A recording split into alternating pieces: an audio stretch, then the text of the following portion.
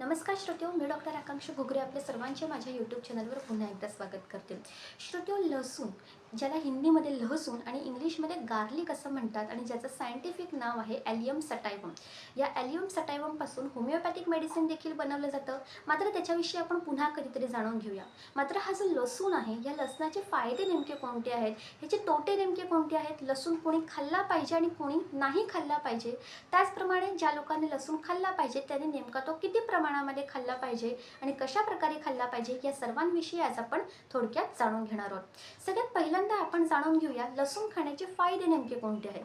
श्रोत्यो, लसणामध्ये manganese, zinc, calcium, phosphorus, selenium, vitamin B, vitamin C ह्यासारखे घटक आढळतात. त्याचप्रमाणे फॅट्स जे असतात हे कमी प्रमाणामध्ये आढळतात.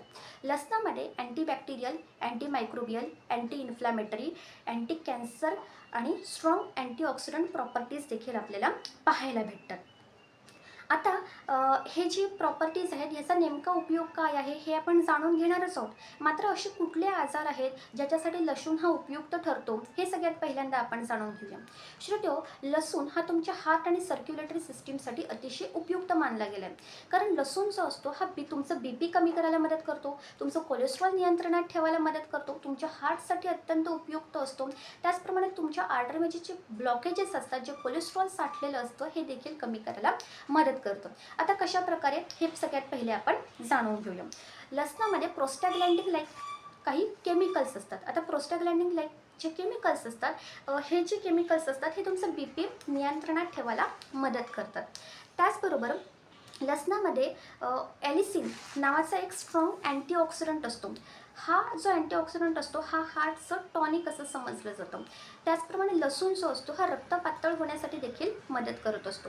आता तुम्ही जर दररोज तुमच्या जेवणामध्ये जर लसूण खात असाल तर हा जो लसूण असतो हा तुमच्या शरीरातलं जे गुड कोलेस्ट्रॉल असतं म्हणजे जे HDL असतं ह्याचं प्रमाण वाढवतं आणि जे बॅड कोलेस्ट्रॉल असतं म्हणजे जे LDL असतं ह्याचं प्रमाण कमी करतं. एकंदरीत तुमचं जे शरीरातलं जे कोलेस्ट्रॉल असतं ह्याला नियंत्रणात ठेवायचं काम हा लसूण करत असतो. आता ज्यावेळेला तुमच्या शरीरामध्ये जास्त प्रमाणामध्ये कोलेस्ट्रॉल असतं, हे कोलेस्ट्रॉल तुमच्या आर्टरीजमध्ये जाऊन म्हणजे तुमच्या रक्तवाहिन्यांमध्ये जाऊन तिथे जमा व्हायला सुरुवात होते आणि त्यामुळे काय होतं की आर्टरीचे ब्लॉकेजेस आपल्याला पाहायला भेटतात. मात्र हा जो लसूण असतो हा जर तुम्ही खाल्ला तर तुमच्या ज्या आर्टरीज असतात त्याला क्लीन करण्याचं काम, तिथलं जे कोलेस्ट्रॉल असतं त्याला क्लीन करण्याचं काम हा लसूण करत असतो. त्याचबरोबर आर्टरीची जी इलॅस्टिसिटी असते ही देखील मेंटेन ठेवण्याचं काम हा लसूण करत असतो.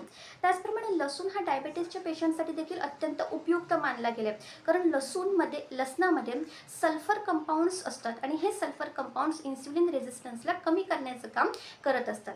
त्याचप्रमाणे लसणामध्ये स्ट्रॉंग अँटीऑक्सिडंट असतात आणि हे जे स्ट्रॉंग अँटीऑक्सिडंट असतात हे अँटी एजिंगचं देखील काम करतात. लसणामध्ये डिटॉक्सिफाईंग एजंट्स देखील आपल्याला पाहायला भेटतात. तुमच्या शरीरामध्ये जो फ्री रॅडिकलचा जो स्ट्रेस असतो हा कमी करण्याचं काम लसूण करत असतो. खास करून तुमचं जे लिव्हर असतं त्याला डिटॉक्सिफाय करण्याचं काम लसूण हा करत असतो. त्याचप्रमाणे लसूण हा डायजेशन किंवा पचन संस्थेसाठी देखील अत्यंत उपयुक्त आहे. कॉन्स्टिपेशन म्हणजे पोट साफ न होण्याची समस्या जर तुम्हाला असेल तर त्यासाठी देखील हा लसूण अतिशय उपयुक्त मानला गेला आहे. त्याचप्रमाणे इनडायजेशन सारखी समस्या असेल तर त्यामध्ये देखील लसूण हा अतिशय उपयुक्त ठरतो. आता लसूण जो असतो हा फॅट डिझॉल्व्ह करायला मदत करतो. त्यामुळे ओबेसिटी म्हणजे लठ्ठपणासारखी जर तुम्हाला समस्या असेल तर त्यामध्ये देखील लसूण हा उपयुक्त झालेला आपल्याला दिसून येईल. लसणामध्ये अँटी कॅन्सर एजंट देखील असतात. आता ज्या लोकांच्या फॅमिलीमध्ये कोणाला तरी कॅन्सर झालेला आहे किंवा ज्या लोकांना अशी भीती वाटते की आपल्याला कॅन्सर होऊ शकतो, अशा लोकांनी जर त्यांच्या नियमित आहारामध्ये जर लसणाचा समावेश केला तर कॅन्सरचा धोका हा कमी होतो. त्याचप्रमाणे लसणामध्ये अँटी इन्फ्लॅमेटरी प्रॉपर्टीज असतात. त्यामुळे जे अर्थरायटिसचे पेशंट असतात त्यांच्यासाठी लसूण हा अतिशय उपयुक्त ठरतो.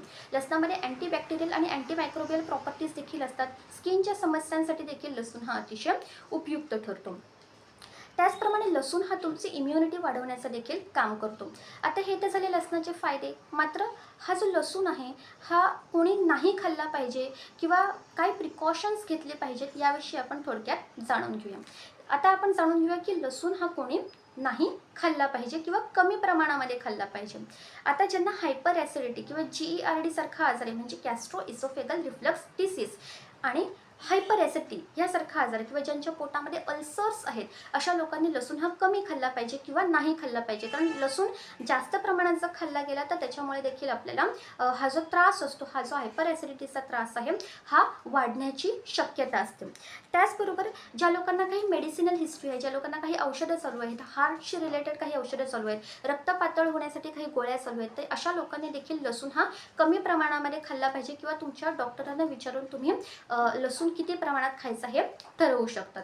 आता ह्याच्या मागचं कारण नेमकं काय आहे की जसं मी तुम्हाला सांगितलं की हा लसूण रक्त पातळ व्हायचं काम करतो आणि अशाच तुम्हाला रक्त पातळ व्हायच्या गोळ्या चालू असतील किंवा तुम्हाला एखादी ब्लिडिंगचा प्रॉब्लेम असेल, म्हणजे काही लोकांच्या नाकातनं रक्त येतं किंवा काही लोकांना हिमोफिलियासारखा आजार असतो, तर अशा लोकांमध्ये रक्त गोठण्याची त्यांना समस्या असते आणि अशा वेळेला जर तुम्ही लसूण खाल्ला तर लसूण रक्त पातळ करायला मदत करतो. त्यामुळे काय होतं की रक्तस्रावाचा धोका हा जास्त संभवतो. त्याचप्रमाणे ज्यांचं एखादं ऑपरेशन ठरलेलं आहे अशा लोकांनी ऑपरेशनच्या 2 ते 3 आठवडे अगोदर आणि ऑपरेशनच्या 2 ते 3 आठवडे नंतर लसूण हा आहारामधनं टाळला पाहिजे. कारण रक्त जर तुमचं जर पातळ असेल तर ऑपरेशनच्या टाईमला तुम्हाला रक्तस्राव किंवा ऑपरेशनच्या नंतर देखील तुम्हाला रक्तस्राव जास्त प्रमाणामध्ये होण्याचे चान्सेस असतात. त्यामुळे लसूण हा तुम्ही आहारामधनं टाळला पाहिजे. आता लसूण जो आहे हा तुम्ही कशा प्रकारे खाऊ शकता किंवा लसणाचा वापर तुम्ही कशा प्रकारे करू शकता आणि किती प्रमाणामध्ये तुम्ही लसूण खाल्ला पाहिजे याविषयी आता आपण थोडक्यात जाणून घेऊया.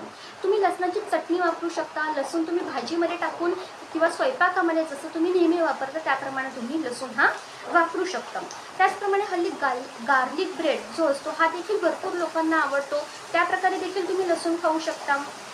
लसणाच्या ज्या कळ्या असतात, म्हणजे 1 किंवा 2 लसणाच्या ज्या कळ्या आहेत ह्या रात्री पाण्यामध्ये भिजत टाकायच्या आणि दुसऱ्या दिवशी त्याच्या लसणाच्या ज्या कळ्या असतात ह्या उपाशी पोटी सकाळी तुम्ही त्या चावून जर खाल्ल्या तर त्याचा तुम्हाला फायदा दिसून येईल. त्याचप्रमाणे ज्या लोकांना ऑस्टिओआर्थरायटिससारखी म्हणजे संधिवातासारखी समस्या असते अशा लोकांनी लसणाच्या कळ्या घ्यायच्या आणि त्या तेलामध्ये उकळवून घ्यायच्या आणि ते जे उकळलेले तेल आहे हे गाळून थंड करून किंवा कोंबट करून ज्या प्रमाणामध्ये तुम्हाला ते सहन होईल तेवढं ते गरम करून ते जर तुम्ही तेल जर तुमच्या सांध्यांना लावलं तर तुम्हाला त्याचा फायदा नक्की दिसून येईल.